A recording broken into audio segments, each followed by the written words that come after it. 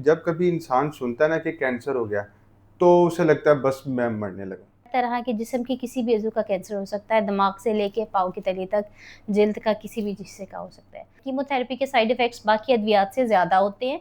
ऐसी माएँ जो कि दूध नहीं पिलाती अपने बच्चों को, उनके अंदर ये बैलेंस इस तरह से डिस्टर्ब होता है कि वो कैंसर की तरफ, खुलियों की तरफ ले जाता है। अच्छा, दूसरी चीज़, अभी जैसे आपने कीमोथेरेपी की बात की, सुनते साथ ही कहा जाता है ये बहुत ज़्यादा तकलीफ़ दे होती है। कैंसर नाम ही ऐसा है कि एकदम से देखिए अच्छा, रोंगटे खड़े हो जाते हैं और ये आप ना चाहते हुए भी चाहे मरीज़ जितना मर्ज़ी कहे कि मुझे टेंशन नहीं है, लेकिन उसके बैक ऑफ माइंड चल रहा है कि मेरा वक़्त ख़त्म। बिल्कुल। कहा जाता है कि आपकी कैंसर की जीन्स एक्टिवेट हो जाती हैं इंसान की पैदाइश से पहले ही। अच्छा मैम, ये जो कैंसर ठीक हो गया, ये भी कहा जाता है ये कभी ठीक नहीं होता, ये वापस आता है। स्मोकिंग जैसे है कम से कम 15 से 20 कैंसर की मुख्तलिफ किस्में हैं जिसकी वजह बन सकता है, ठीक है? हुँ। अब किन-किन कैंसर की स्क्रीनिंग है, जैसे ब्रेस्ट कैंसर है, हर खातून को 40 साल की उम्र के बाद मैमोग्राफी करवानी चाहिए। अस्सलाम वालेकुम। डॉक्टर सेड आपके लिए लेके आता है पाकिस्तान के काबिल तरीन डॉक्टर्स का पॉडकास्ट, ताकि हमारे जहन में जितने भी वसवसे, हमारी गलतफहमियां या भी कोई भी हमारा सवाल है उसे दूर किया जा सके। आज हमारे साथ डॉक्टर मौजूद हैं, डॉक्टर सोबिया, जो कि कैंसर स्पेशलिस्ट हैं। पहले तो इनसे थोड़ा सा इंट्रोडक्शन लेते हैं। अस्सलाम वालेकुम मैम। वालेकुम सलाम। मैम, पहले तो आपका बहुत शुक्रिया, आज अपने कीमती टाइम में से टाइम दिया। पहले थोड़ा सा इंट्रोडक्शन दे दें। अस्सलाम वालेकुम। मेरा नाम डॉक्टर सोबिया याकूब है और मैं कैंसर स्पेशलिस्ट हूँ और पिछले 10 साल से मेयो अस्पताल के अलावा दीगर अस्पतालों के अंदर भी कैंसर के मुख्तलिफ मरीज़ों को जो है इलाज मुआलजे की सहूलियात फ़राहम कर रही हूँ। तो बहुत शुक्रिया। अच्छा मैडम, आपका टाइम ज़्यादा कीमती है मेरे से, इसलिए मैं जल्दी से क्वेश्चन की तरफ आता हूँ। मेरे जो क्वेश्चन हैं वो बिल्कुल जनरल पब्लिक वाले होंगे, क्योंकि मैं ऑब्वियसली डॉक्टर नहीं हूँ। मेरे माइंड में बहुत से ऐसे सवाल हैं, या फिर लोगों के माइंड में ऐसे सवाल हैं जो कि शायद झूठ हैं, शायद वो वहम है। तो मेरा सबसे पहला सवाल ये है कि जब कभी इंसान सुनता है ना कि कैंसर हो गया, तो उसे लगता है बस मैं मरने लगा। इसके बारे में आप क्या कहती हैं, कितनी सच्चाई है इसमें? बिल्कुल, आप सही बात कह रहे हैं कि कुछ ऐसी तशख़ीस होते हैं या कुछ ऐसे अल्फ़ाज़ होते हैं जैसे ही हम सुनते हैं, चाहे मैं हूँ या कोई भी हो, वो हमारे जिस्म हमारे जो है खून जो रूह तक निकल जाती है, इस तरह से कह सकते हैं। कैंसर का लफ़्ज़ भी कैसा है। ये अभी की बात नहीं है, अब तो बहुत एडवांसमेंट आ गई है, लेकिन हमेशा से अभी ये सुनते आए हैं कैंसर और ये नाम सुनते ही ऐसे लगता है कि जैसे मौत का फ़रिश्ता आके खड़ा हो गया। तो ये कहना गलत भी नहीं है कि ऐसा नहीं है, क्योंकि अगर ये बीमारी ऐसी ही नवैयत सीरियस नवैयत की है कि जिसके बारे में आप बहुत अनसर्टेन होते हो, आपको कभी नहीं पता है कि किस मरीज़ के साथ क्या हो जाए, ठीक है?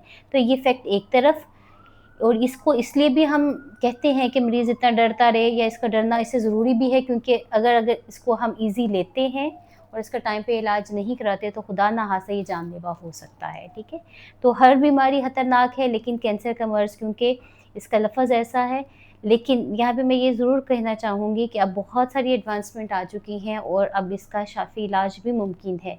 तो इसलिए अब ये जो डेथ सेंटेंस जो कंसीडर किया जाता था, ये उतना डेडली नहीं रहा जितना माज़ी में हुआ करता चलें, था। अच्छा, इसकी एक सबसे बड़ी वजह ये भी हो सकती होगी कि अगर तो इसको हम जल्दी, मतलब जैसे स्टेजेस जिसे कहा जाते हैं, स्टेज 4 लास्ट स्टेज कहा जाता है, अगर अर्ली स्टेजेस में अगर इसको डायग्नोस कर लिया जाए तो डेफिनेटली, क्योंकि मैंने, मेरी फैमिली में एक हैं और मेरे एक कोलीग थे, 2 लोगों को 100% रिकवर होते हुए बिल्कुल, अल्हम्दुलिल्लाह ऐसा से ही जब है। देखा। देखिए, बहुत सी एडवांसमेंट आ गई है, ना सिर्फ़ सर्जरी में, कीमोथेरेपी में, मुख़्तलिफ़ तरह की जो इलाज मुआलजे की सहूलियात हैं, वो अब हमारे मुल्क के अंदर भी अवेलेबल हैं। इंटरनेशनली तो है, लेकिन हमारे मुल्क में भी हैं, जिसके ज़रिए से बहुत हद तक बहुत सी अर्ली स्टेज के कैंसर्स और बहुत मुकम्मल तौर पर ठीक हो सकते हैं, और एडवांस स्टेज के अंदर भी इवन जब फैला हुआ कैंसर भी उसको काफ़ी हद तक कंट्रोल किया जा सकता है। तो अब जो पहले समझा जाता था कि इसका कोई इलाज नहीं है, इसको मरीज़ को घर पे रखो, वो वाली मिथ्स जो हैं अब दम तोड़ती जा चलें, रही हैं। अल्हम्दुलिल्लाह।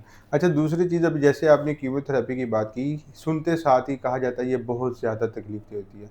लोग इसको सुनते साथ ही कहते हैं कि ये मैं, मतलब अब तकलीफ़ के मरहले से ही गुज़रूँगा और कोई ऑप्शन नहीं, अब मौत तक ही है।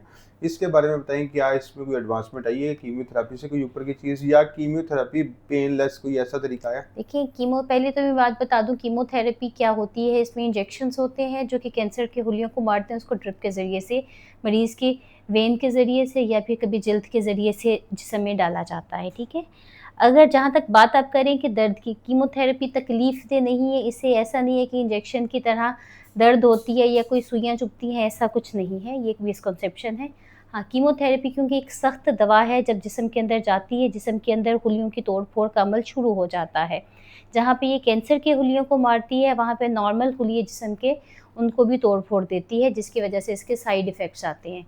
जिसके अंदर उल्टी मतली का आ जाना, पेट का खराब हो जाना, खून के हुलियों की तादाद की कमी हो जाना और उसकी मज़ीद पेचीदगियाँ जैसे इन्फेक्शन, बुखार, ये सारा कुछ हो सकता है। इसलिए एक सख्त दवा ज़रूर है, तकलीफ़ तो इस तरह से है कि मरीज़ क्योंकि कैंसर से पहले लड़ रहा होता है, उसकी इम्यूनिटी कम होती है और जब ऐसी सख्त दवा लगती है, तो उसके अंदर ये पेचीदगियाँ आने से उसके अंदर मज़ीद कमज़ोरी आ जाती है। इसलिए ये तकलीफ़ तो ज़रूर है, लेकिन इन सारी पेचीदगियों को एक प्रॉपर केयर के ज़रिए से कंट्रोल किया जा सकता है। अच्छा, यहाँ पे सबसे पहले मुझे भी इसमें फिर गलतफ़हमी थी और मेरे ख़्याल में मेरी सारी गैदरिंग में मतलब मेरे हमें ये पता है कीमोथेरेपी का प्रोसेस तकलीफ़ दे है। मतलब जैसे आपने कहा कि इंजेक्शन लगना तकलीफ़ दे नहीं जिस है। तरह से आप एंटीबायोटिक लगती है ना, आपके पास जिस समय इन्फेक्शन है उसके लिए हाँ, एंटीबायोटिक होती है जो हुलियों को मारती है, वो खून के ज़रिए से अंदर हाँ। जाती है। इसी तरह कीमोथेरेपी ऐसी अद्वियात हैं जो कि कैंसर के हुलियों को मारती हैं। मतलब उसके प्रोसेस की पेन नहीं है। उसके अंदर इंजेक्शन है जो ड्रिप के ज़रिए से अंदर जाना है, ठीक है? अच्छा, तो अच्छा, ये अच्छा। तकलीफ़ अमल इस तरह नहीं है, एक सुई लगने के दर्द अच्छा, तो अच्छा, अच्छा, होती है, अच्छा। ठीक है? मतलब तो ये वो भी नॉर्मल है। मेरे ख़्याल से ना कुछ कहते हैं कि ये ना रीढ़ की हड्डी में कुछ ऐसे लगते नहीं, हैं नहीं या ऐसा कुछ नहीं है, मतलब ये मैं सारी मिथ्स हैं। अल्लाह का शुक्र है चलें जी। ये जी एक हमारी बहुत बड़ी मिथ अभी पहली क्लियर हुई है कि जो कि मेरी थी तो ऑब्वियसली आप बहुत से लोगों की होनी है कि कीमोथेरेपी एक बहुत ज़्यादा पेनफुल जैसे कि आपने देखा ना क्वेश्चन में भी मैं लिख के भी लेके आया हुआ था कि कीमोथेरेपी बहुत पेनफुल अमल होता है। चलिए ये तो ऑब्वियसली सी बात है कि जब एक इंसान की इम्यूनिटी बहुत ज़्यादा लो होगी तो उसको तो डेफ़िनेटली चीज़ों में ज़्यादा पेन फ़ील हाँ जी, होगी बिल्कुल ऐसा है। बिल्कुल। दूसरा है कि हर दवाई के कुछ ना कुछ साइड इफ़ेक्ट्स होते हैं। कीमोथेरेपी के साइड इफ़ेक्ट्स बाकी अद्वियात से ज़्यादा होते हैं, लेकिन ये सारे के सारे साइड इफ़ेक्ट्स किसी हद तक मैनेजेबल हैं। अच्छा ये जो नॉर्मली कहा जाता है कि लोग सर्जरी करवाते हैं या बायोप्सी करवाते हैं इससे कैंसर ज़्यादा फैलता है। इस बारे में मुझे तो पहले बताइए ये दोनों ये बायोप्सी होती क्या है और इससे कैंसर फैल सकता चलिए, है क्या? पहले ये देखिए कि हम जब कैंसर की बात करते हैं तो उसके तशख़ीस का एक अमल होता है। तशख़ीस का अमल तरीका ये होता है कि आपके पास जिस्म में कोई भी एब्नॉर्मैलिटी या कोई गिल्टी बनती है, तो सुई की मदद से उसका नमूना लिया जाता है। उस खुलिये को जो नमूना लिया जाता है उसके अंदर खुलिये होते हैं। उनको लेबॉरेटरी के अंदर माइक्रोस्कोप के नीचे रख के देखा जाता है। उसके ऊपर कुछ केमिकल्स अप्लाई किए जाते हैं, ये देखने के लिए कि आया ये नॉर्मल खुलिये हैं या इन्फेक्शन के खुलिये हैं या फिर ये जिस्म के अंदर कैंसर ज़दा खुलिये हैं। कैंसर ज़दा खुलिये जो माइक्रोस्कोप के अंदर एक ख़ास उनकी अपीयरेंस होती है, जिससे पता चलता है कि ये हुलिये हैं। फिर वो केमिकल जो हम उसके ऊपर अप्लाई करते हैं, उससे पता चलता है कि जिस्म के किस हिस्से का कैंसर है। तो अगर हम तशख़ीसी अमल की बात करें, जब तक तशख़ीस नहीं है, हम इलाज की तरफ नहीं जा सकते, ठीक है? तो तशख़ीस के लिए पहला सबसे ज़रूरी अमल ये है कि बायोप्सी की जाए, जहाँ पे भी मुमकिन हो सके। बायोप्सी के अंदर हम खुलिया लेके उसको निकालते हैं। ये आम टेस्ट है किसी तरह, जैसे खून का आपने खून की मिक़दार देखनी है, आपने खून का नमूना लेके उसको लेबॉरेटरी में चेक करवाना है, इसी तरह खून के ये आपके जिस्म के उस ख़ास उज़ू से नमूना लेके टेस्ट किया जाता है। ये कॉमन मिथ है, बहुत से पेशेंट्स हमारे पास इस तरह से आते हैं कि हम सुई लगने से कैंसर फैल गया। नहीं, ऐसा नहीं है, क्योंकि वो उस जगह के ऊपर खुलिये ही ऐसे मौजूद थे, जिन्होंने आप सुई लगाते या ना लगाते, उन्होंने ग्रो करना ही नहीं था। करना था ठीक, ठीक है? तो ठीक। ये उसके साथ लिंक कर दिया जाता है, जबकि हाँ, इसका मैं समझ कतई गया कोई बस। ताल्लुक नहीं है। बिल्कुल, बिल्कुल, कोई भी बिल्कुल। तशख़ीसी टेस्ट खुदा न ख़ास्ता बीमारी के फैलाव के लिए नहीं किया जा सकता, बिल्कुल क्योंकि अगर ऐसे ऐसा हाँ, होता तो दुनिया में ऐसा ये दुनिया तरीका राइज ही ना फिर होता। इलाज ही कैसे करेंगे अगर तशख़ीस नहीं करेंगे? हाँ जी। अच्छा, मैं थोड़ा-सा पीछे आना चाहूँगा क्योंकि मुझे लग रहा है शायद आप मेरे ज़्यादा आगाही कर सकेंगी। अब ना सबसे पहली बात है कि जैसे कि कैंसर डायग्नोस में आपने ये बता दिया ये बायोप्सी और में होता क्या है, वो तो मुझे समझ आ गया कि आपने गिल्टी की बात की नॉर्मली हाँ, कैंसर में गिल्टियाँ बनती हैं। अगर किसी को गिल्टी नहीं तो आप लोग क्या करते हैं कि उसकी तशख़ीस के लिए ये कैंसर है या नहीं? और जब आप चेक करते हैं कैंसर तो उसमें क्या होता है उस एरिया में ज़ख्म हुआ होता है इंसान को या क्या ऐसा रिएक्शन हुआ होता है जैसे पता चलता है कि कैंसर ये की अलामात आप जानना चाह रहे हैं, हाँ, ठीक है? देखिए, हर तरह के जिस्म के किसी भी अज़ू का कैंसर हो सकता है, दिमाग से लेके पाँव की तली तक, जिल्द का किसी भी हिस्से का हो सकता है। हर हिस्से के अंदर उसकी अपनी अपीयरेंस है, ठीक है? अगर खुदा न ख़ास्ता किसी को दिमाग का कैंसर है, उसके लिए आपको तशख़ीसी अमल कब शुरू होता है, जब मरीज़ कोई अलामात के साथ अपने डॉक्टर के पास जाता है। सर में दर्द रहना, चक्कर आना, झटके लगना, ऐसी कोई अलामात होते हैं तो उसकी तशख़ीसी अमल के दौरान आप मुख्तलिफ़ टेस्ट किए जाते हैं, जिसमें एमआरआई है, सीटी स्कैन करके देखा जाता है कि आया वजह क्या है। तो उसमें कुछ अगर शुबा नज़र आए तो फ़र्दर प्रोसीड किया जा सकता है। इसी तरह हर जिस्म के हिस्से का डिफ़रेंट होता है, कहीं पे कोई गिल्टी बनती है, कहीं के ऊपर ज़ख़म बन जाता है, ठीक है? ऐसा ज़ख़म जो अमूमी अलामात हैं गिल्टी बनना, वज़न के अंदर ऐसी कमी होना कि जो कि इंसान अनइंटेंशनल, जिसको वेट लॉस कहते हैं, आप चाहते नहीं हैं लेकिन वज़न कम होता जा रहा है, उसकी कोई वजह समझ नहीं आती। खून की कमी हो जाना, वजह नहीं पता चली, जब आप तशख़ीस उसको इन्वेस्टिगेट करते हो, उसके मुख्तलिफ टेस्ट करवाते हो तो पता चलता है ब्लड कैंसर, इस तरह के कोई और कैंसर्स होते हैं। इसी तरह बड़ी आंत का या जो आपकी खुराकी नाली के है, खाना हज़म नहीं जा रहा, अंदर नहीं जा रहा, बार-बार उल्टी का आ जाना या पहाने के साथ खून का आ जाना, खून की उल्टी का आ जाना, ये सारी कैंसर की अलामात हो सकती हैं। हर जो मरीज़ की अलामात होती हैं वो हमें इस तरफ देती हैं, गाइड करती हैं कि अब आपने कौन-सा टेस्ट करवाना है और ये कैंसर की तरफ जा सकता है या नहीं। कैंसर का तशख़ीसी अमल ऐसा नहीं है कि सिर्फ़ कैंसर स्पेशलिस्ट ने करना होता है, ये मुख्तलिफ़ फ़ील्ड्स के लोग, नाक कान गले का कोई मसला आ रहा है, पहले ईएनटी सर्जन देखेगा, वो देखेगा, उसको लगेगा, शुबा आएगा, उसके तशख़ीसी अमल की तरफ जाएँगे और फिर उसके बाद फिर ऑन्कोलॉजिस्ट की बारी आती है, ठीक अच्छा, है? ये भी एक बड़ी मिथ है कि ये भी मेरा क्वेश्चन साथ ज़रूरी भी बहुत है ये कि मैं अभी जैसे अभी आपने कहा ना कि पहले ईएनटी वाले स्पेशलिस्ट देखेंगे, उनको लगेगा।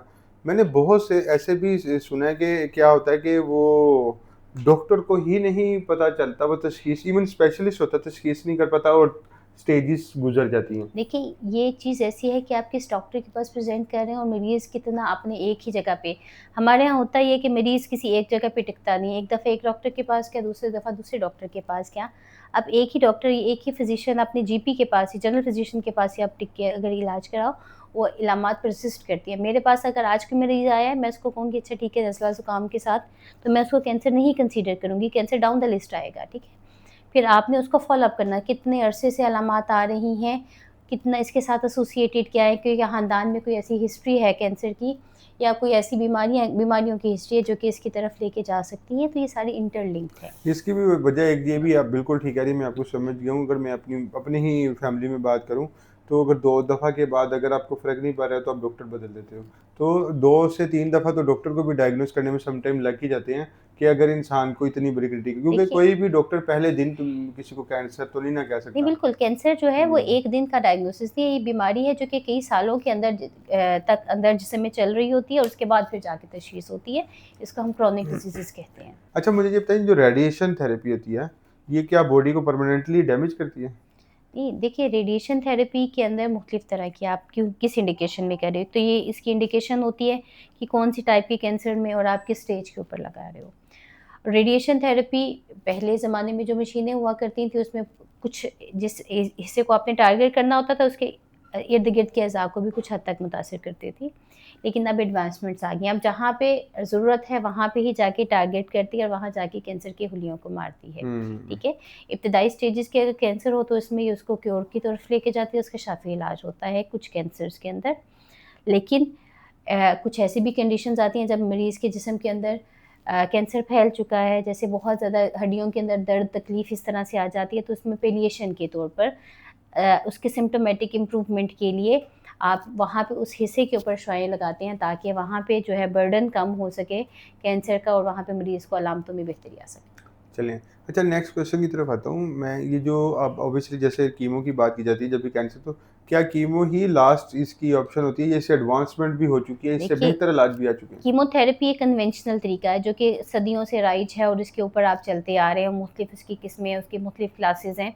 लेकिन पिछले 1-2 दहाइयों के अंदर हमने देखा कि बहुत ज़्यादा एडवांसमेंट आ गई। अब कीमोथेरेपी जो इंजेक्शन की तरफ थी, अब उसकी जगह गोलियाँ आ गई हैं, जो कि मरीज़ ने घर बैठ के जैसे शुगर, ब्लड प्रेशर की गोली खानी हुँ। होती है, उस तरह कैंसर का इलाज भी आ गया।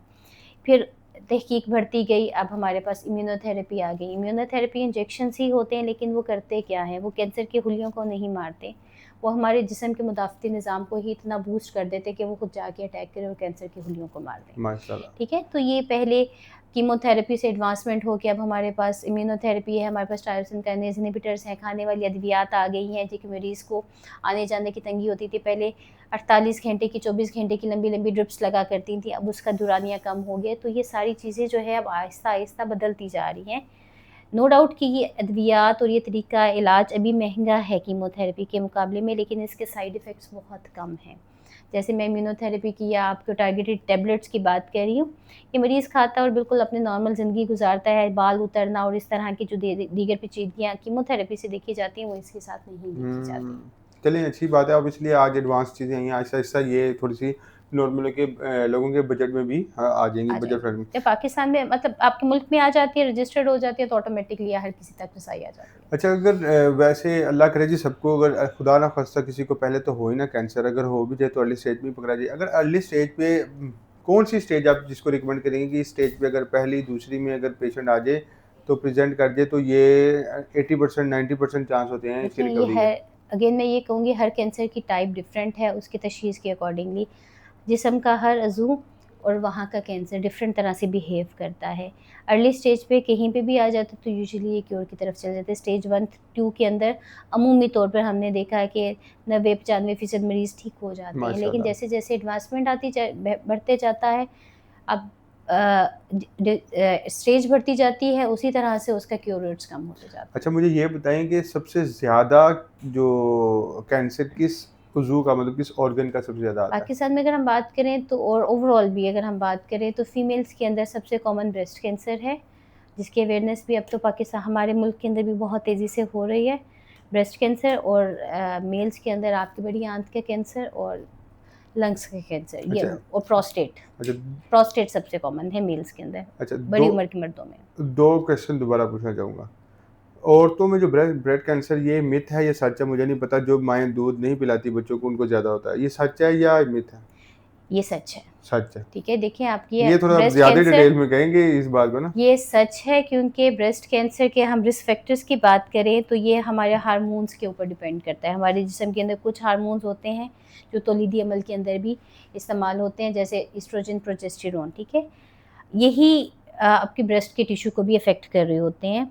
ऐसी माएँ जो कि दूध नहीं पिलाती अपने बच्चों को, उनके अंदर ये बैलेंस इस तरह से डिस्टर्ब होता है कि वो कैंसर की तरफ, खुलियों की तरफ ले जाता है, हुँ। ठीक है? तो ये जो हमारे नबी करीम सल्लल्लाहु अलैहि वसल्लम ने फरमाया, जो हमारा दीन कहता है कि अपनी माँओं को चाहिए कि 2 साल तक अपने बच्चों को दूध पिलाएँ, तो ये इससे ये माशाल्लाह, हिफ़ाज़त माशाल्लाह, होती है अगेंस्ट ब्रेस्ट कैंसर। माशाल्लाह। अच्छा, अब लड़कों के बंदों की तरफ आता हूँ।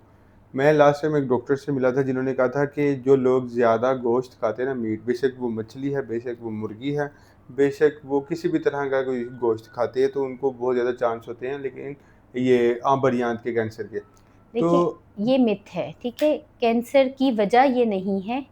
फाइबर डाइट प्रोटेक्टिव होती है, ये हज़म करना मुश्किल हो जाता है। इस वजह से बड़ी आंत के कैंसर के मरीज़ों को हम ये कहते हैं कि कम खाएँ, जिनको हो जाता है मर्ज़, लेकिन इसके अंदर कोई ऐसे अज़ा नहीं है कि जो कि कैंसर कॉज़ कर सकें। आपने मुझे जवाब पूरा दे दिया, लेकिन मैं फिर भी क्वेश्चन मेरा थोड़ा-सा ये था कि नॉर्मली अल्लाह पाक ने पहली बात तो ये कि कोई भी चीज़ ऐसी नहीं बनाई जिसका नुकसान हो। उसका एक्सेसिव यूज़ नुकसानदेह होता है। मतलब अल्लाह पाक ने अगर हमारे लिए हलाल गोश्त पैदा किया है तो उसको खाना नुकसानदेह नहीं है, उसको बहुत बिल्कुल। ज़्यादा खाना नुकसानदेह है। और इसी तरह से किसी भी चीज़ का एक्सेसिव यूज़ जो है वो हमारे लिए नुकसानदेह है। अब बहुत सी स्टेजेज़ पे, अब जैसे आपने देखा होगा कि पहले के दौर में या जो कुछ बहुत मेहनत करते हैं लोग, सब कुछ करते हैं, तो खुराक खानी पड़ती है जिसमें गोश्त है जो इंसान को अच्छी खासी मर्द को ताकत देता है। अगर वो खाली सिर्फ़ इस पे आ जाएगा ना सब्जियों पे, तो आई बिलीव कि उसमें उतनी ग्रोथ नहीं हो सकती बॉडी की जितनी उसकी मीट में हो देखिए, सकती है। हमारे पास जिस्म के अंदर 2 चीज़ें हैं। एक तो ये कि आपके अंदर जा क्या रहा है डाइट की फ़ॉर्म में, दूसरा आपकी बॉडी की एक्टिविटीज़ क्या हैं। दोनों का बैलेंस होना ज़रूरी है। अगर आप ज़्यादा खा रहे हो या हेल्दी फूड या ऐसा ज़्यादा ताकत वाली खुराक खा रहे हो तो उसके साथ आपकी एक्टिविटीज़ भी होनी चाहिए। ऐसा नहीं है हाँ, कि अगर आप हाँ, गोश्त हाँ। खा रहे हैं और उसके बाद आप सिर्फ़ बैठे बैठे रहे रहे हैं, हाँ, आपने कोई अपने आप फ़िज़िकल एक्टिविटी नहीं की तो वो हज़म नहीं होगा बिल्कुल मैं जिस्म के ये अंदर, चीज़ ठीक तो है? मैं भी समझ रहा हूँ। इसी तरह से आपने बैलेंस करना है। फ़िज़िकल एक्टिविटी का कैंसर के साथ बहुत गहरा लिंक है। जितना आप ज़्यादा फ़िज़िकली एक्टिव होते हो, चलते-फिरते हो, हाँ, वॉक करते हो, उतना आप प्रिवेंट होते मतलब हो। जितनी कैलोरीज़ का इंटेक है उतना बर्न है या नहीं है, ये आपको बहुत। जितना हाँ, वैसे भी एक्सरसाइज़ करने से कैन बहुत से तकरीबन 70-80% बॉडी के ऑर्गन्स ऐसे हैं जिनके कैंसर्स को बचाया जा ये सकता है, मेरा आगे ठीक एक है? सवाल भी है, ये हम वहाँ पे डिस्कस करेंगे। अच्छा, अभी आगे आता हूँ मैं, ये जो ट्रीटमेंट के साइड इफ़ेक्ट्स होते हैं, जैसे अभी आपने बताया बालों का गिर जाना या जो भी हैं, और थोड़ा-सा आप साइड इफ़ेक्ट्स बता भी दें ज़्यादा डिटेल में, और क्या इनको किसी तरीके से कंट्रोल किया जा सकता है? अच्छा जी, मैं बताऊँ, अगर हम कन्वेंशनल तरीका जैसे कीमोथेरेपी की बात करें, उसकी बात करें, तो उससे बाल का उतर जाना, जो कि बहुत सी ख़वातीन में ख़ास तौर पर ये आता है मसला कि बाल उतर जाएँगे तो क्या होगा? लेकिन मैं ये बता दूँ कि ये बालों का उतर जाना आर्ज़ी होता है, जैसे ही इलाज खत्म होता है ये बाल वापस आ जाते हैं, माशाल्लाह। ठीक है? तो ये बाल के उतरने से डरना नहीं चाहिए क्योंकि आपकी ज़िंदगी से भर के नहीं है। इसी तरह से कॉमन साइड इफ़ेक्ट्स के अंदर उल्टी मतली बहुत ज़्यादा कॉमन है, बहुत सी अद्वियात के साथ होती है, बहाने लग जाते हैं, किसी को कब्ज़ हो जाती है, किसी को लूज़ मोशन आ जाते हैं। जी। इसी तरह से बुखार का हो जाना, जिसमें थकावट, निढालपन हो जाना, ये कॉमन साइड इफ़ेक्ट्स हैं। और इसके अलावा खून की खुलिये कम हो जाना। खून के जो मुदाफ़ती खुलिये हैं, उनको कम होने से बचाने के लिए कुछ ऐसी अद्वियात दी जाती हैं कि वो खून के खुलिये कम होने से रोका जा सके, अच्छा, अच्छा। और काफ़ी हद तक हम इसमें सक्सेसफुल हैं। इसी तरह से उल्टी मतली है, और जो आपके निज़ाम हज़म के जो मुख्तलिफ़ अमराज़ होते हो सकते हैं, पेचीदगियाँ हो सकती हैं, उसको अद्वियात के साथ हम पहले ही मैनेज कर लेते हैं।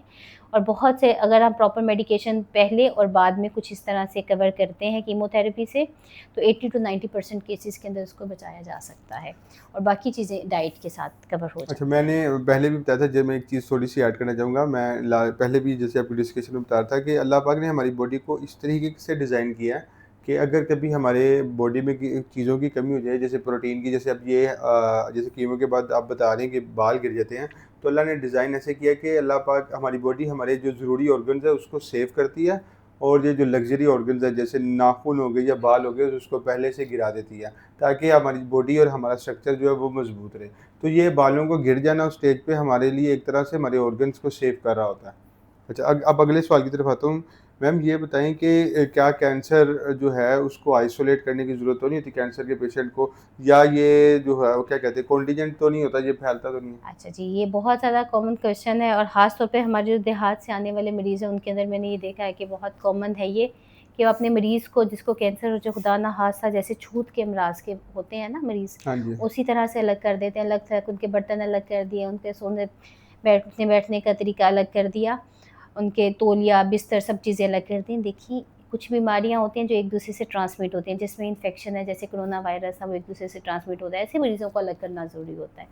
कैंसर के मरीज़ को इसकी कतई ज़रूरत नहीं है, ठीक है? कैंसर ऐसी बीमारी नहीं है जो एक से दूसरे को लग सके, छींकने से, हाथ लगाने से, ऐसा कतई नहीं है। ये बहुत कॉमन है, जैसे मैंने पहले कहा, ख़ास तौर पर हमारे देहातों में, तो इसको अवॉइड करना चाहिए। इनफैक्ट जो कैंसर का मरीज़ है, उसको जितना हम एंगेज करेंगे एक्टिविटीज़ के अंदर, उसको दिलजोई जितनी ज़्यादा हम करेंगे, उतना ही उनकी रिकवरी के अंदर वो ज़्यादा मावन होगा। अच्छा, मैं अब एक और चीज़ अपनी सवाल ऐड करना चाहूँगा। मैं अभी तक जितने भी डॉक्टर से मिला हूँ ना, ये 4 चीज़ें मुझे सब में कॉमन लगी हैं। एक जो है डाइट आपकी, एक्सरसाइज़, ये 2 चीज़ें अभी तक हम हो सकते हैं। तीसरी चीज़ आपने अभी स्ट्रेस बता भी दी है, और स्लीप। ये 4 चीज़ें ऐसी हैं जो आपकी पूरी बॉडी को ना एक बेहतरीन बना सकती हैं। मतलब अगर आपने डाइट अच्छी रखी है, साथ एक्सरसाइज़ अच्छी रखें, किसी भी तरीके से स्ट्रेस रिलीज़ रहें। जैसे अभी आपने बताया कि वो उसको सब कुछ अलग करके इतना स्ट्रेस में डाल देते हैं कि इतना देखिए बीमार हमने होता भी नहीं है, वो किसी और दूसरी बात है स्लीप पूरी। कुछ लोगों का मतलब शायद होता है कि शायद हम 4 से 5 घंटे सो के बड़े अच्छा काम करें। तो मैंने जितना सीखा है कि 7 से 8 घंटे की डीप स्लीप लेना बहुत ज़रूरी है, ये हमारी बॉडी की एक रिक्वायरमेंट है, फ्यूल है। इन चारों के बारे में आप क्या कहेंगी? जी, बिल्कुल, मैं आपकी बात से एग्री करूँगी। देखें, बैलेंस डाइट का होना, जिसके अंदर आपके प्रोटीन्स भी हों, आपके पास फैट्स भी हों, इसके अलावा कार्बोहाइड्रेट्स, एक बैलेंस डाइट आपकी बॉडी के अकॉर्डिंगली, ठीक है? जो कि न्यूट्रिशनिस्ट बेहतर तौर पे गाइड कर सकते हैं। इसके अलावा अपने आप को फिज़िकली एक्टिव रहना। जो कमरे के अंदर बैठे रहते हैं, बैठ के काम करते हैं, उनके अंदर पेचीदगियाँ ज़्यादा हो जाती हैं, किसी भी मर्ज़ की, चाहे वो शुगर, ब्लड प्रेशर हो, चाहे वो कैंसर हो। इसी तरह स्ट्रेस, देखिए कुछ अमराज़ ऐसे होते हैं जिनके साथ स्ट्रेस ऑटोमेटिकली आ जाता है। जैसे हमने पहले बात की कि कैंसर नाम ही ऐसा है कि एकदम से देखिए ना अच्छा, रोंगटे खड़े हो जाते हैं, और ये आप ना चाहते हुए भी, चाहे मरीज़ जितना मर्ज़ी कहे कि मुझे टेंशन नहीं है, लेकिन उसके बैक ऑफ माइंड चल रहा है कि मेरा वक़्त ख़त्म मतलब ख़त्म हो गया, मेरा वक़्त आने वाला है, बस अब मैंने आगे की तैयारी कर लेनी है। तो ये स्ट्रेस उसको बहुत ज़्यादा, डिप्रेशन का, एंग्ज़ायटी का, इस तरह के सिम्पटम्स, जो साइकियाट्रिक सिम्पटम्स हैं, वो बहुत कॉमन हैं। तो अमूमी तौर पर जो अच्छे सेटअप्स हैं, जाके जो डेवलप्ड कंट्रीज़ हैं, वहाँ पे साइकोलॉजिकल सपोर्ट जो है, वो एक मैंडेटरी पार्ट है आपके कैंसर ट्रीटमेंट का। लाइफ़स्टाइल मॉडिफ़िकेशन और आपके साइकोलॉजिकल सपोर्ट, ये बहुत ज़रूरी होता है, क्योंकि अगर हम इन चीज़ों को कंट्रोल कर लेते हैं, हमारे बॉडी के हार्मोन्स जो हैं, आपके अंदर केमिकल्स होते हैं जो कि बैलेंस में रहते हैं, वो आपकी कैंसर के अगेंस्ट आपकी इम्यूनिटी को बूस्ट करते हैं, और आप खुद जो है वो आपकी बॉडी के अंदर ऐसे केमिकल्स रिलीज़ होते हैं जो कि कैंसर के खिलाफ लड़ने में मदद करते हैं। माशाल्लाह, मैं ये बता रहा हूँ, ये 4 चीज़ें हैं, फिर मैं बता रहा हूँ, ये 4 चीज़ें जो आप जिस मर्ज़ी डॉक्टर के पास चले जाएँ, वो 4 चीज़ों को ज़रूर रिकमेंड करता है। अल्लाह ने बॉडी को बनाया इस तरह से है।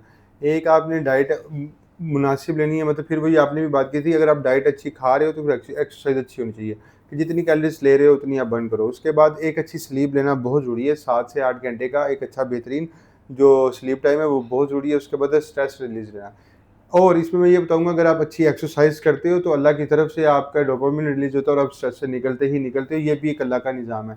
जब आप कहीं पे हार्ड मेहनत करते हो, फिज़िकली एक्टिविटी करते हो, तो आप स्ट्रेस से मतलब ठीक है, आपका एक बैकएंड पे स्ट्रेस चल रहा होता है, लेकिन वो अल्लाह ने एक ऐसा निज़ाम बनाया है कि आप कुछ देर के लिए खुशगवार फ़ील करते हो, स्ट्रेस रिलीज़ होते हो। अच्छा मैम, अब हम इसको कंक्लूड करने की तरफ आते हैं, कुछ आखिर में बेसिक क्वेश्चन हैं। अच्छा मुझे ये बताएँ, अब कैंसर से बचाव के लिए कुछ कोई इम्पोर्टेंट स्टेप्स, जैसे हमने ये तो बात कर ली ये 4 की, इसके अलावा कोई आपकी नज़र में हो तो वो भी बता सकते हैं? और उसके बाद क्या किसी को, वैसे तो मतलब नहीं करवानी चाहिए, लेकिन फिर भी आपसे पूछ लेता हूँ, क्या साल में 2 दफ़ा या साल में 1 दफ़ा या 5 साल में 1 दफ़ा कभी स्क्रीनिंग करवानी चाहिए? अच्छा जी, मतलब चेकअप ये बड़ा करवाना एक चाहिए? वैलिड क्वेश्चन है। पहले तो एक बात, आपने कहा कि किस तरह से इसको प्रिवेंट कर सकते हैं। हर कैंसर के अंदर कुछ रिस्क फैक्टर्स आइडेंटिफ़ाई होते हैं। ऐसे अनासिर होते हैं जो कि कैंसर का सबब बन जाते हैं, जिसमें हमने कहा कि सेडेंटरी लाइफ़स्टाइल हो गया, एक्सरसाइज़ ना करना, बिल्कुल बैठे रहना, खाना अच्छा ना खाना, कुछ डाइटरी फैक्टर्स होते हैं, कुछ एनवायरमेंटल फैक्टर्स होते हैं।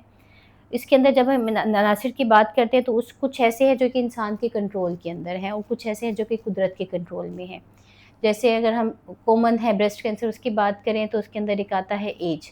जैसे-जैसे एज बढ़ती जाती है बहुत से कैंसर्स का रिस्क बढ़ता जाता है, ठीक है? उसके ऊपर हमारा इख्तियार नहीं है, इसीलिए कुछ जेंडर्स हैं। ब्रेस्ट कैंसर फीमेल स्पेसिफिक है, इस तरह से मेल्स के अंदर प्रोस्टेट आप उसको कुछ नहीं कर सकते। आप उसको होने से रोक नहीं सकते क्योंकि वो एक बाय बर्थ ही एक चीज़ डिसाइडेड है तो उसको आप नहीं कर सकते। इसी तरह एक कॉमन चीज़ है आपके पास फैमिली हिस्ट्री और आपकी जेनेटिक्स, आपकी जीन्स के अंदर क्या तब्दीलियाँ हैं। कहा जाता है कि आपकी कैंसर की जीन्स एक्टिवेट हो जाती है इंसान की पैदाइश से पहले ही, हुँ। बहुत जगहों पे, ठीक है? वो एक्टिवेट होती है, कुदरत का निज़ाम है, कुछ ऐसी तब्दीलियाँ आती हैं लेकिन कंट्रोल सिस्टम भी अंदर चल रहा होता है जो कि उसको एक्सप्रेस नहीं होने देता और उसको कंट्रोल, अब कैंसर ज़ाहिर नहीं होता है चाहे तब्दीलियाँ मौजूद होती हैं जिस्म के अंदर। लेकिन होता क्या है, कुछ एनवायरमेंटल, कुछ हमारे माहौलियाती अनासिर ऐसे आ जाते हैं जो उसके ऊपर असरअंदाज होते हैं और जो आपका बैलेंस सिस्टम था उसको आउट कर देते हैं और जो कंट्रोल था, चेक पॉइंट था, वो ब्रेक से पाँव हट जाता है और वो कैंसर आ जाता है, ठीक है? तो ऐसे अवामिल के ऊपर हमें, ऐसे अनासिर के ऊपर देखने की ज़रूरत है जिनको हम कंट्रोल कर सकते हैं। उसके अंदर सबसे अहम ये है कि आपका आइडियल वेट होना चाहिए, आपको अपनी फैमिली हिस्ट्री का पता होना चाहिए कि किस तरह से आपको कितना रिस्क है। मुख्तलिफ़ कैंसर्स का रिस्क डिफरेंट होता है। जहाँ पे बात की स्क्रीनिंग का एक वर्ड है जो कि कॉमनली यूज़ होता है, लेकिन इसका साइंटिफिक मीनिंग क्या है? इसका मतलब ये है कि किसी बीमारी को ऐसी स्टेज के ऊपर तशख़ीस कर लेना, उसकी अलामात अभी नहीं आई लेकिन उसके शुरू होना, अमल शुरू हो चुका है, ठीक है? उसकी पैदाइश शुरू हो चुकी है लेकिन अभी वो ज़ाहिर नहीं हुई, तो ऐसी स्टेज पे उसको पकड़ लेना स्क्रीनिंग है। कुछ कैंसर्स के अंदर गाइडलाइंस के अंदर ये है कि आप उसके स्क्रीनिंग प्रोसेस स्टार्ट कर देते हो जल्दी, जो कि कॉमन भी है और अगर हम स्क्रीनिंग करते हैं, तो उससे आपको कैंसर से होने वाली अमवात को आप कम कर सकते हो। अब किन-किन कैंसर की स्क्रीनिंग है, जैसे ब्रेस्ट कैंसर है, हर खातून को 40 साल की उम्र के बाद मैमोग्राफी करवानी चाहिए, ये ज़रूरी साल में बात है। 1 या 2 दफ़ा, तो इसके लिए रिकमेंडेशन है। इसी तरह कोलन कैंसर है, बड़ी आंत का कैंसर, उसके लिए स्क्रीनिंग की गाइडलाइंस है अलग से। इसी तरह से आपके पास लंग कैंसर की हैं, ऐसे अफ़राद जो कि स्मोकिंग करते हैं, बहुत कॉमन है smoking, first hand, second hand, अगर आपकी फैमिली में कोई आपके इर्द-गिर्द जो क्लोज़ सर्कल है उसके अंदर लोग स्मोकिंग करते हैं जिसको पैसिव स्मोकिंग कहते हैं, उनके अंदर गाइडलाइंस है, उसमें कितने अरसे के बाद किस एज के ऊपर आपको उसकी जी। स्क्रीनिंग करवानी चाहिए, उसका स्क्रीनिंग मोडालिटी क्या होनी चाहिए। तो ये सारे तरीक़ाकार मुख्तलिफ़ एरियाज़ के लिहाज से, ज्योग्राफिक एरिया है आपके, किसी ख़ास कंट्री स्पेसिफ़िक है, जैसे आपका अ, स्टमक का कैंसर, मैदा का कैंसर आपका चाइना और इस एरिया के अंदर ज़्यादा है, तो वहाँ पे गाइडलाइंस डिफरेंट है, वहाँ पे इसकी भी स्क्रीनिंग होती है। तो जो कैंसर्स बहुत आम हैं और जिनके से खुदा न खास्ता जान जाने का ख़तरा है, उनकी स्क्रीनिंग ज़रूर करवानी चाहिए एज़ पर गाइडलाइंस। तो इसके लिए आपको चाहिए कि अपनी फ़िज़िशियन को, अपने डॉक्टर को कंसल्ट करें। मुझे आपकी बातों में ऑब्वियसली बड़ी मतलब अच्छा भी लगा और ये जुड़ी भी है, डेफ़िनेटली सी बात है कि जिसमें पहली तो वो होते हैं जिन्होंने मदर फीड नहीं किया हुआ और 40 साल के बाद उनको स्क्रीनिंग करवानी लेनी चाहिए, क्योंकि ये बहुत कॉमन होता जा रहा है। और दूसरा लाज़मी बात है जो हम लोग मेल्स में जो कोई भी स्मोकिंग करता है उसको भी एक सर्टेन एज जो कि देखिए, आपने भी बताई नहीं। स्मोकिंग सिर्फ़ एक कैंसर नहीं है, स्मोकिंग जैसे है कम से कम 15 से 20 कैंसर की मुख़्तलिफ़ किस्में हैं जिसकी वजह बन सकता है, ठीक है? हुँ, और यहाँ पे बहुत ज़रूरी है कि आपकी फैमिली हिस्ट्री का पता होना हिस्ट्री का चाहिए। पता आपकी नहीं। फैमिली के अंदर अगर किसी को कैंसर है, तो आपको ज़्यादा केयरफुल होने की ज़रूरत है, ज़्यादा विजिलेंट होने की ज़रूरत है कि आप अपने मौलिज के पास जल्दी रुजू करें। अच्छा मैम, ये जो कैंसर ठीक हो गया, ये भी कहा जाता है ये कभी ठीक नहीं होता, ये वापस आता है। ये दे मिथ है, ये सच है? देखिए, हर कैंसर की टाइप डिफरेंट है, हर डिज़ीज़ की बायोलॉजी डिफरेंट है, ठीक है? कुछ कैंसर्स ऐसे हैं जो कि एक दफ़ा ठीक हो जाते हैं, कभी वापस नहीं आते, जबकि कुछ ऐसे अज़ा के कैंसर्स हैं जो कि कभी ना कभी ज़िंदगी में वापस आ जाते हैं और उनकी प्रेज़ेंटेशन डिफरेंट होती है। तो इसलिए इट्स पार्शियली ट्रू कि आप कह सकते हो कि हो भी सकता, नहीं भी हो सकता, ठीक है? हुँ। लेकिन अपनी कोशिश इंसान को करनी चाहिए, अल्लाह करे कि हर किसी के अंदर वापस नहीं आता। अच्छा, कुछ ऐसा है देखिए, अब जैसे मैंने आपको बताया ना कि मैंने फैमिली में कुछ केस देखे, जब इंसान जवान होता है, तो उसका इम्यून सिस्टम बहुत बेहतरीन होता है। जैसे भी आपने कहा ना कि वो हमें कुछ ऐसी मेडिसिन देते हैं कि उसकी अपनी क़ुव्वत मुदाफ़त बढ़ जाती है और वो खुद ही से उसको रिकवर करता है। कुछ सालों के बाद उसकी क़ुव्वत मुदाफ़त कम होनी है, तो क्या फिर तब ट्रिगर हो सकता है? चांसेस तो फिर हुए ना? देखिए, ये चीज़ जो आप बात कर रहे हैं, ये कैंसर इस तरह से नहीं आती। बेसिकली कैंसर ने जब भी आना है, उसने अपने जीन्स के अंदर चेंजेज़ के साथ आना है, ठीक है? जेनेटिक चेंजेज़ किस तरह की आई हैं उसकी बॉडी के अंदर, उस पे डिपेंड करता है। जब हम कैंसर क्योर की बात करते हैं, तो अपैरेंटली तो जिस्म से ख़त्म हो जाता है, लेकिन उसके ब्लड के अंदर कोई 1, 2, 3, 4 खुलिये जो आपको नज़र नहीं आते, किसी तरह डिटेक्ट नहीं कर सकते, वो मौजूद होते हैं। और जैसे ही उनको लगता है कि अब उन वीक इम्यून सिस्टम हो गया और उसके अंदर खुलियों के अंदर कुछ ऐसी तब्दीलियाँ आती हैं कि वो एकदम से जो है ना फ़ौज उभर के आती है और फिर ये फ़ाइट चलती है आपकी इम्यून सिस्टम की और आपके कैंसर के सेल्स की और फिर वो उभर के आ सकता है कभी भी। अच्छा, लास्ट में मैं ये रिक्वेस्ट करूँगा, अगर कोई आप किसी को सजेशन देना चाहिए, कोई मशवरा देना चाहें जनरल पब्लिक को, तो क्या देना चाहेंगे? इन पे मैं ये कहना चाहूँगी, देखिए इंसान का जिस्म जो है अल्लाह ताला की अमानत है, ठीक है? तो अपने जिस्म के अंदर होने वाली कोई भी तब्दीलियाँ, गैर मामूली तब्दीलियाँ हैं, उनको जाँचना बड़ा ज़रूरी है। अगर ऐसी कोई भी तब्दीली आपको अपने जिस्म में महसूस हो, जो कि आपको लगता है कि नॉर्मल नहीं है, कहीं पे भी ऐसी गिल्टी जो कि ठीक नहीं हो रही, ऐसा इन्फेक्शन जो ठीक नहीं हो रहा, आपको लग रहा है कि खाँसी आ रही है लेकिन आई जा रही है इन दवाइयों के बाद, ठीक नहीं हो रही, तो आपने इस चीज़ को लाइट नहीं लेना कि खुद ठीक हो जाएगा। तो उसके लिए आप अपने मुआलिज के पास जाएँ, क्योंकि खुदा न ख़ास्ता ये कैंसर की इब्तिदाई अलामात में से हो सकता है। अपने जिस्म को जानना ज़रूरी है और कोई भी गैर मामूली तब्दीली आती है तो अपने डॉक्टर से फ़ौरन रुजू करना है, ताकि खुदा न ख़ास्ता कैंसर जैसा अगर मुज़िम मर्ज़ लाहक होता भी है, अर्ली स्टेज पे पिक हो और मुकम्मल तौर पर इसका इलाज मुमकिन हो सके। अच्छा, ये आखिर में फिर मेरा आपकी से एक सवाल पैदा हो गया। अब सपोज़ करें ये अलामत आ गई, आपने कहना कि एक हद, वो हद बता दें, 1 महीना, 2 महीने, 3 महीने, कितनी अरसे के देखिए, बाद हर देख चीज़ की हद मुकर्रर है। उसके ऊपर आपने जैसे अगर खाँसी बलगम आ रहा है, आपने जो पल्मोनोलॉजिस्ट होते हैं, फेफड़ों के स्पेशलिस्ट, उनके पास जाना है, वो उसका इन्वेस्टिगेट करेंगे। पहले तो दवाइयों से इन्फेक्शन कॉमन है, उसको देखेंगे। फिर उसके बाद कुछ ऐसे इन्फेक्शन हैं जो कि सालों तक चलते हैं, जैसे टीबी हो गया, उसके लिए वर्कअप होता है। तो ये वर्कअप डिपेंड करता है मरीज़ की अलामतों के और फ़िज़िशियन की अपनी अच्छा, असेसमेंट के अच्छा, ऊपर, अच्छा, ठीक अच्छा। है? ये सिर्फ़ अलामात नहीं है, मैं अलामात समझ के लिए गया। आपका काम सिर्फ़ ये है कि आपने डॉक्टर के पास डॉक्टर के जाना पास है, जाना। वो हर स्पेशलिटी का जो डॉक्टर है, वो उसमें एक्सपर्ट है कि अगर उसको लगेगा कि ये हाँ, ये हो सकता है, तो उसके लिए वर्कअप करवाएगा। बहुत शुक्रिया। डॉक्टर साहब आपके लिए लेके आता है पाकिस्तान के काबिल तरीन डॉक्टर्स का पॉडकास्ट, ताकि हमारे में ज़हन में किसी भी तरह का कोई सवाल, वसवसा या वहम है, उसे दूर किया जा सके। इस पॉडकास्ट को सदका जारिया समझ के अपने लोगों के साथ, अपने रिश्तेदारों के साथ शेयर करें। हो सकता है ये आपका एक छोटा-सा शेयर किसी की ज़िंदगी बचा सके। हम बड़ी मुश्किल से पाकिस्तान के काबिल डॉक्टर से टाइम लेते हैं और उनका एक इंटरव्यू करके आप तक पहुँचाते हैं। तो प्लीज़ इसको ज़्यादा से ज़्यादा शेयर करें। शुक्रिया।